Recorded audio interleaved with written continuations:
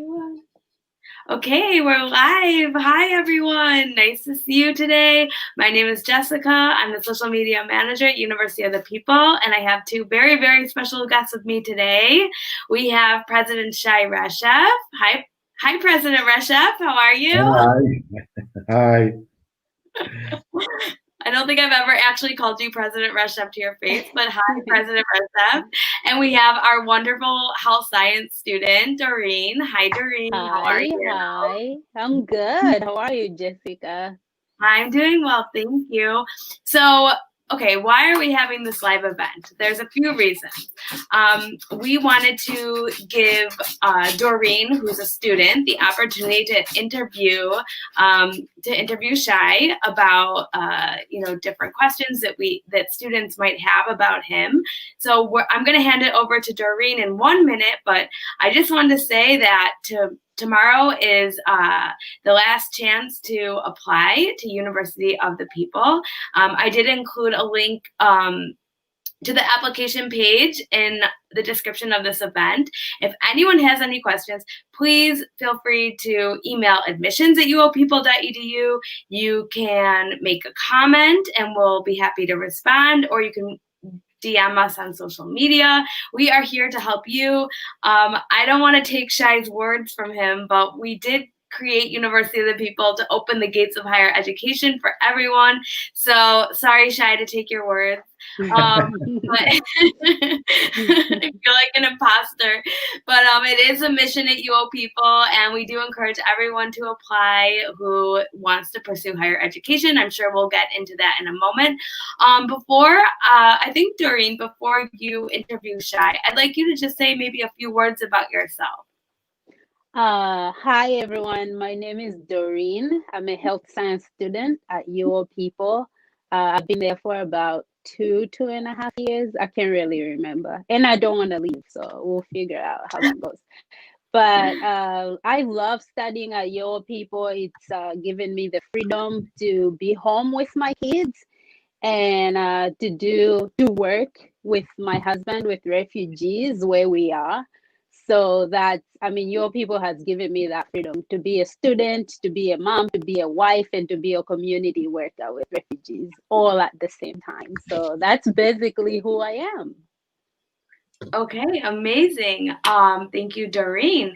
So that's one of the beautiful things about University of the People, that we are 100% online. So it gives students like Doreen, who does have a family, or maybe if you have a job, you can study and you can have your life, you can have a nice work-life balance. I'm going to stop talking because I always talk, and I want to hand it over to Doreen, and I want Doreen, I would love for you to ask the questions that we've discussed, and President Reshef will answer them. So take it away, Doreen. I'll ask all the tough questions that I've thought about these past 2 years I've been at UO People. Well, my first question to you, President Shai, is how do you think UO People has helped students around the world during this pandemic? So, first of all, thank you, Jessica, for your amazing introduction. Jessica is the best, and everyone should know She that. is. Thank you. Yes. Great to be here again with you. And thanks, Doreen, for being our student, for the great work that I heard that you're doing with refugees, which are dear to our heart. Maybe we'll talk a little bit about it later. Yes.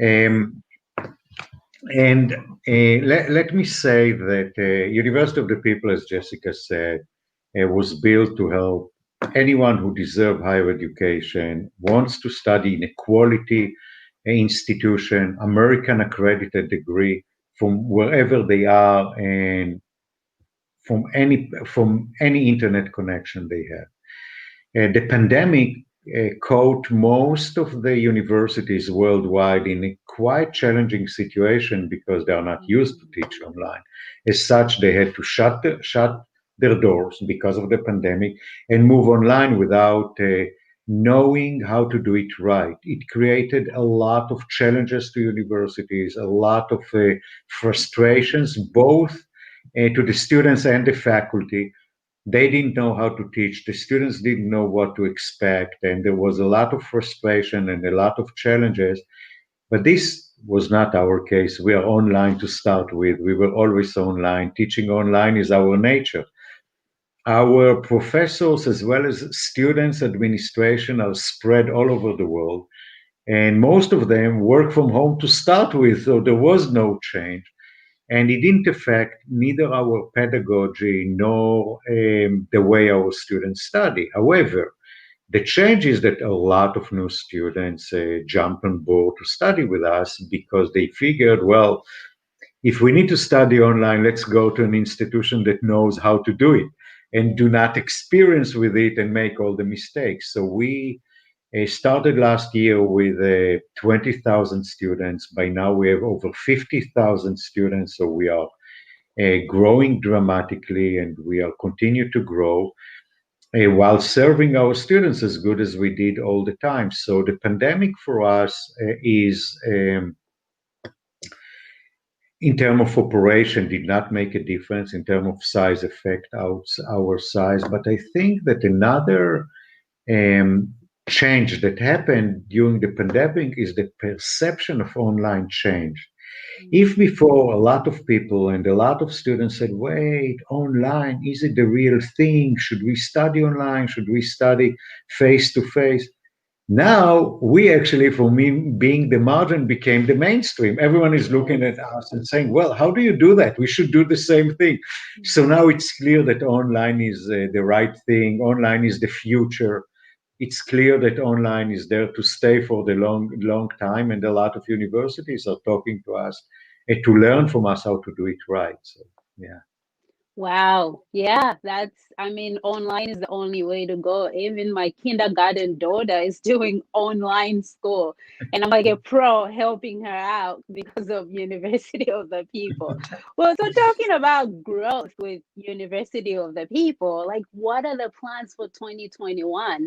Are there any plans to add new programs? What is there any plans? So the plan is to continue growing.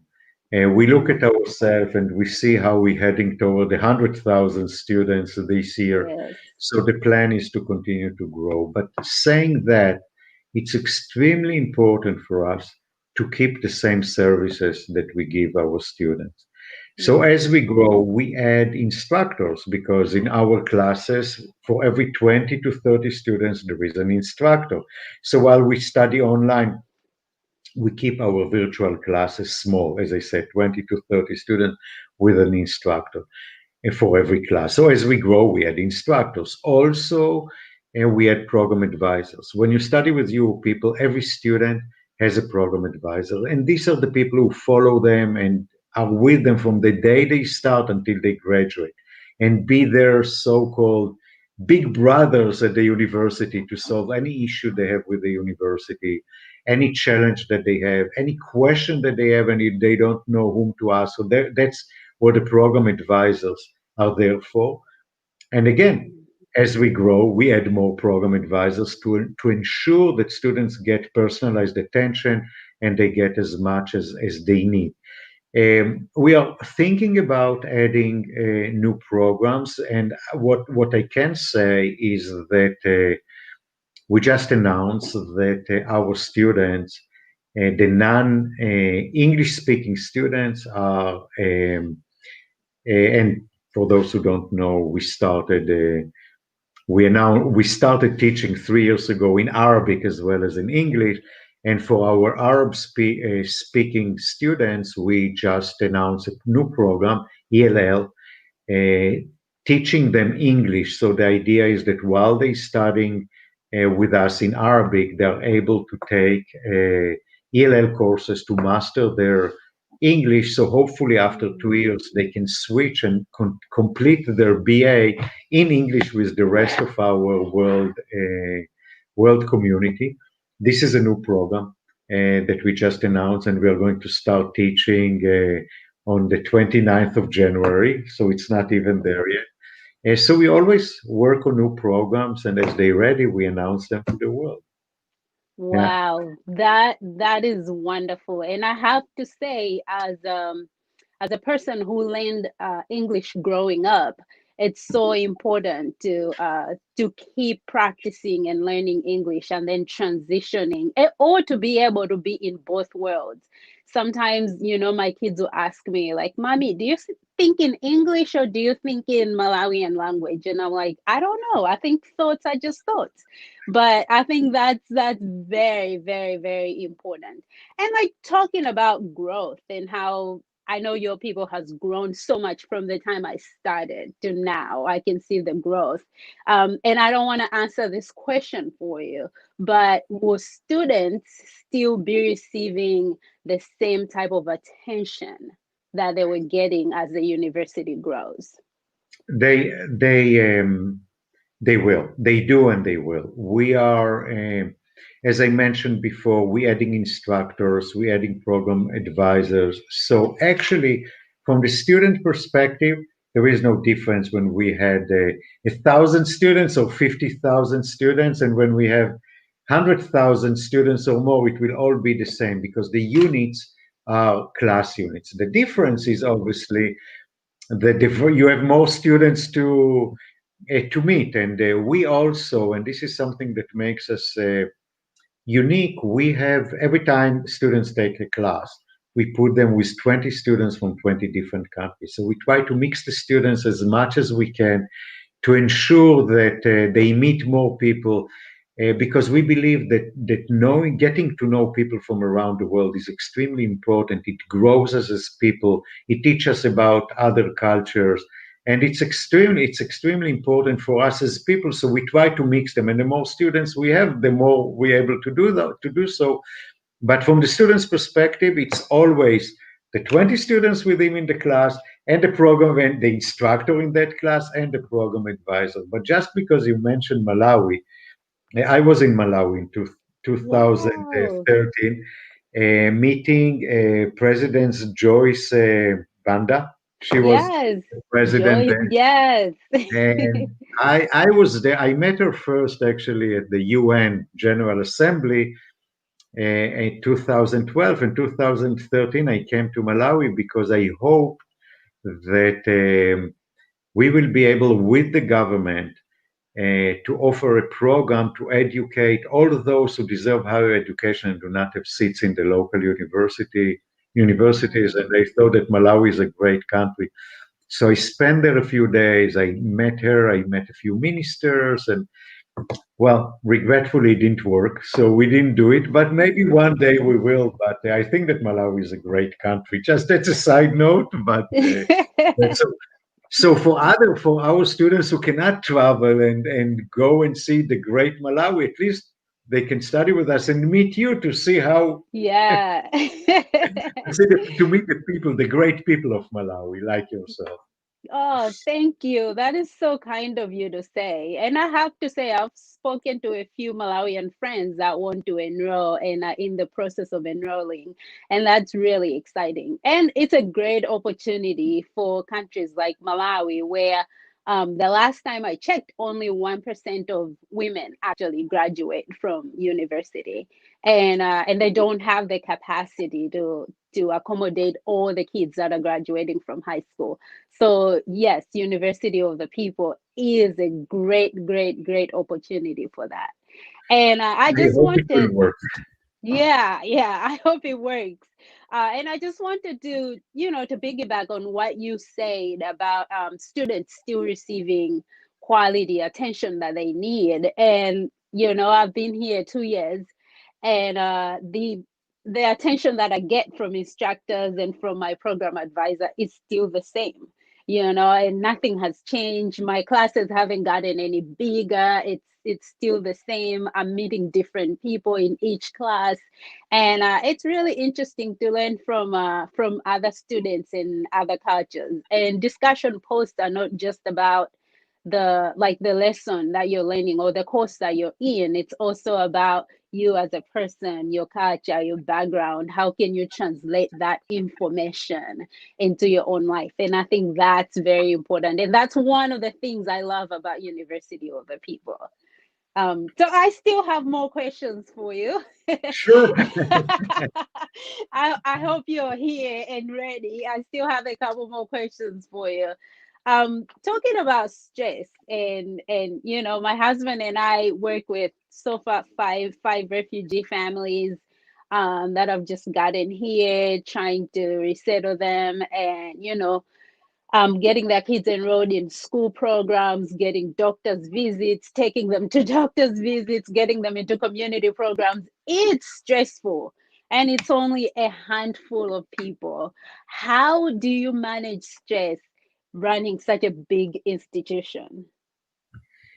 So, first of all, you should be congratulated for working with refugees. I think Thank that you. it's Thank our you. it's our responsibility, all of us, to help other that are less fortunate than we are. Mhm. And refugees are the people who really need help. I think that a lot of people don't, when we think about refugee, you think, well, something happened in their country, they had no choice but leave. But when we don't understand, we think, okay, they left their countries, and a few years after that, they will come back. Usually, that's not the case. They Right. cannot come back. Most people stay out for generations, Mhm. and many of them will never come back. So the only way Mhm. is to help them wherever they come and try to help them build new life. And building new life in a new place is tough. It's It really hard. is. It's Yeah. different culture. You don't understand what people are saying to you. You don't understand what they Mhm. want. You don't know how to behave. And Mhm. finding a job, and new language, and new school system, etc., etc. So anyone who does anything for refugees should be congratulated, and I admire you for the work Thank you. that you're doing. Thank you. We from day one felt that anyone with a high school diploma and good enough English can study with us. And this is true for refugee as anyone else. What we Mhm. realize along the time that more and more refugees are coming to us. We are very proud that among the 50,000 students that we have, over 5,000 are refugees. And many of them are from the Arab world because, we all know what happened in Syria and Yes. in Libya and Iraq and now in Yemen, but also a lot of people from Africa, people from Mhm. Myanmar, Burma. So we have refugees for the world. The world is not missing refugees. There are refugees everywhere, and all of them need the opportunity. We try to help them as much as we can. We are trying to give them personalized attention, Mhm. um, whether it is and many of them we even succeed in giving them scholarships if they cannot afford our minimal fees. For those of you who do not know, while we are tuition free, we expect our students to pay $120 for each, and of course, sorry, assessment fee, which ends up to be $1,200 a year if they study full time and 4,800 for a full degree. But we're trying to help those who cannot afford even that, and refugees are usually those who need help. So we are trying to help as many refugees as we can, and we hope to do more so. But I would encourage everyone else to do as much as they can for them because we see how hard it is for them, and it's hard to be a refugee, and Yes. yeah. Yeah. So how do you manage stress in trying to coordinate all these things, scholarship programs, growing university? How do you manage stress and still keep a smile on your face? How do you do that? Because I have a smile. That's why I'm well. I, I'm not sure I know how to answer this question because uh, I would say I need to say a few things. First of all, and the most important, it's not me.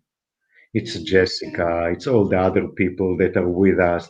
We all manage it. Everyone is giving his own input into it, and it's a team's work. Right. And we all, and because of our mission, because what we're doing is so important and so many people believe it, we attract amazing people who come to us to make our dream come true. Mhm. We have 17,000 volunteers. It's unbelievable. Wow. Amazing number Yeah. of people who come to volunteer. And we have amazing people who work for us from all over the world to make it. So it's not, it's not like, how do you do that? I'm not doing it. I'm only one person. There are a lot. But I would say also that we have people with experience. I in my past managed another online university, so I know how online universities is running. Our provost came from Columbia University. He knows how universities run. We have president's council with the presidents current and former of Oxford and Berkeley and Edinburgh and NYU and Columbia. So amazing people from amazing universities who have the experience how universities should run. So all these people make it happen. And I think that we're doing a good thing. So a lot of people want to help us succeed, and because of that, we probably succeed. And we are Yes. fortunate to do something that we love. And when you do something that you love, it's not hard. It's maybe a lot of work, but it's not hard. It's fun, and that's why I'm smiling. And look at Jessica; she always Yay. smiles as well. Yes, teamwork makes the dream work. I have my Wow, last. that's a good one. Wow, Yeah. yeah. All right, I've been I muting have, myself because I wanted you guys to talk, but thank you, Shai. I just want to say it really is an honor to work for University of the People. And as much of a job as it is, sometimes it doesn't feel, I mean, it always feels like a job, but in a way it doesn't, because you're doing something that you're very passionate about. So I just wanted to add right. Yeah. Oh, that's a good addition. Yes. See, I mean, it's like for me, working with getting to know the refugee community that I'm surrounded with, it doesn't feel like, oh my goodness, why do I have to do this? It's just natural. It just flows out of me. But I have one last question for you, President Shai. This is a fun question that I normally will also ask my kids every single day, and they give me different answers, and I love it. So next time I see you, I'll probably ask you again the same question.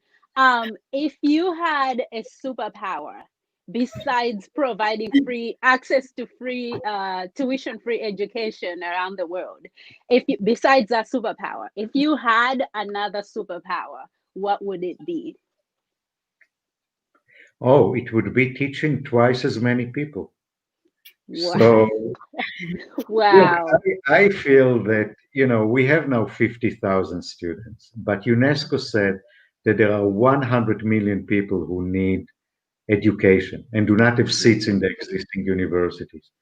So 50,000 sounds like a lot. When you talk about 100 million, it's nothing compared to Right. 100 million. Mhm. So if we can serve 10 times more students, we need to have to have a superpower in order to do that. Yeah. So yeah, and if you get the superpower, come help us to do it also. Well, Well, thank you so much for answering all my questions. Those were all the questions I had for you. And I'm so glad that you answered them honestly. And I hope our viewers out there and students that are considering to join University of the People have heard for themselves what you have to say. It's amazing that even your superpower has to do with education. That's very inspiring to me, because my mom and my grandmother would always say to me, education is the best inheritance we can give you. Like, no one is going to claim it from you, no one's going to take it away from you. When you die with it. So they would always say, go to school. We push you to go to school because that's the only inheritance that's actually really, truly yours. So I love that. I can't agree more with you, and I just wish that this hard situation um, for the world, for the entire world, will end. I'm talking obviously about the pandemic, and maybe Right. one day we can meet in person, and that Yes, would be absolutely. great. I'm Thank you going so to much. Great questions, and I would like to wish you luck with your studies and with your Thank you. volunteer work and with your life in general. So Thank thank you you. so Thank I'm going to you. use my superpower right now, and that is encouraging all of our viewers and everyone who's watching this live event to please, if you have not saved your spot for next term, please do so. Please tell your friends, your family members. Every live event, I see more and more people who are watching and engaging with us, and we're so grateful. So keep up the great work, keep coming and learning about University of the People. And this was a very fun event. I really enjoyed watching. I was actively watching and reading all the comments. Everyone has really amazing things to say about both of you guys. So thank you so much, both of you, for your time. We really appreciate it. And again, if you haven't saved your spot for next term, tomorrow is the last day. So please do so. There is a link in the description of this event. Just copy and paste into your browser. It's super, super easy. Julia, my colleague, and we did a live event a few days ago going over the live application process. So you can always refer to that or send us messages on social media or admissions@uofpeople.edu. There's so many ways that you can reach out to us for support. So thank you, Shai. Thank you, Doreen. This was so wonderful. And I wish you guys both all the best. And thank you for all you both do. Thank you. Thank you, Jessica. Thank you, Doreen. And Happy New Year. It's a new year Happy now. New Year. Yes. 2021 will be amazing for everybody. Yes. All right. I know you're a busy mom. You're a busy Shai. Busy Shai. Shai Reshef. You're a busy mom. So I'm going to end it. But thank you, everyone. And have a beautiful day. And let me know if you have any questions. Okay? Thank you. Bye. Bye. Bye.